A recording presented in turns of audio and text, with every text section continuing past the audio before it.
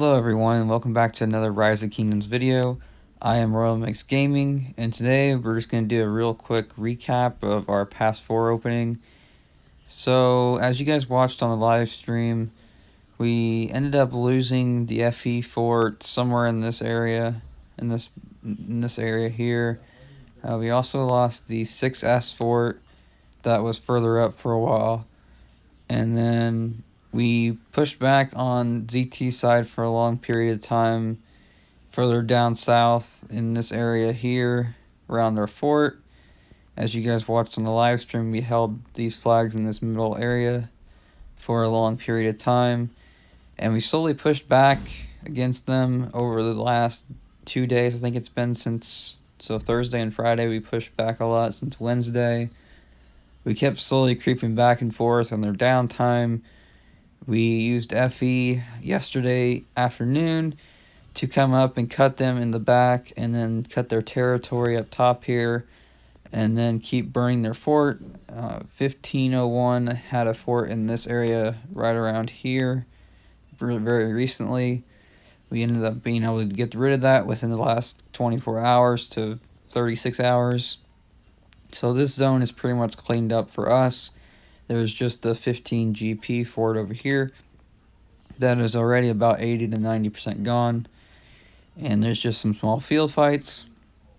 So that is basically the main thing you guys missed out on from my live stream, is us just slowly but surely pushing back when we have the numbers and the people online, and when it's more closer to the opponent's downtime, when we could push our best, because at certain times it's better for us to push than others.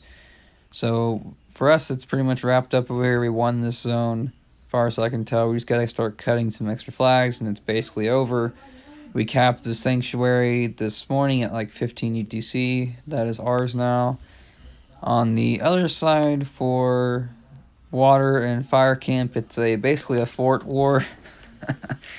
And I don't know if this will end anytime soon, because there are a very large number of forts. This is the most forts I've ever seen dropped in a non-Imperium KVK. This is like 3, 4, 5, 6, 7, 8, 9, 10, 11, 12, 13, 14, 15, 16, 17, 18, 19, 20, 22, like 24, 25 forts, all in this straight across, and it's about half and half. At the start, 55 and water camp there, they dropped the most forts, and then I think that fire camp dropped a couple extra forts later on because they realized they needed to block a little bit more. And as far as I can tell, it's mostly a standstill. Whenever there's a downtime for one or the other, the forts burn. As you can see, they're both been burned at least at one point or the other. So, I mean, water camp did manage to cap the sanctuary, so I don't know if you would call that a victory, but it's kind of at a standstill, and water camp has a hold of sanctuary and has multiple forts blocking. So at the end of the day, in a way, it's kind of a win, but it's going to take forever for them to eventually push back the forts, if they'd even do, because they can always just drop another one. And that is what it is on that side. This side was way less forts. I would say forts-wise, it was maybe 5 or 6 max, and eventually some were destroyed, as we have done now, and have rebuilt some of the forts that we lost. I also forgot to mention that Earth Camp tried to drop a fort down here. They did very successfully drop a fort, and was trying to cut in this corner back over here, right where they touch over the mountain. They did push pretty hard to try and get that cut, but we managed to push them back, and now the fort is burning, and it is going to be gone within the next 12 to 48 hours, probably much sooner than that. Probably 12 hours it'll be gone, and that'll be cleaned up. But it was a good decision on their part to try and cut us, or to cut WS in the back. Props to them for doing that, because it's very difficult to fight back there when you run out of crystal sometimes.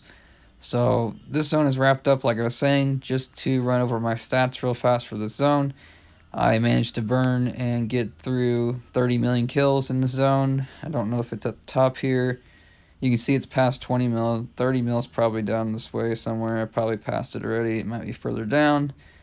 But I managed to get the 30 mil kill achievement. And just to show it here, got 30 million kills. on this account, and then I got 1.154 deads. For my account, so that's just over 10 million power, 11 million basically. So I went from 97 down to about 85 or so because I still have troops in the hospital. I'll gain back about 3 million power, so 87-ish million power. I'm going to have to slow down a little bit on the archers and calves because I've mostly burned archers and calves this zone because I did garrison a few times in the flags, as you guys saw. So some of the rally reports that I have, or garrisons that I did with Mani and Artie, even trades with XY Nevsky when I swarmed the snot out of it.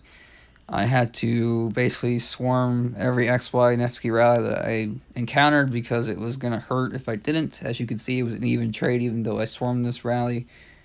Then we have a couple other smaller reports, another basically even trade. They had more T4 sevs, some other trades here that we had. I have been very happy with the Monty Artie.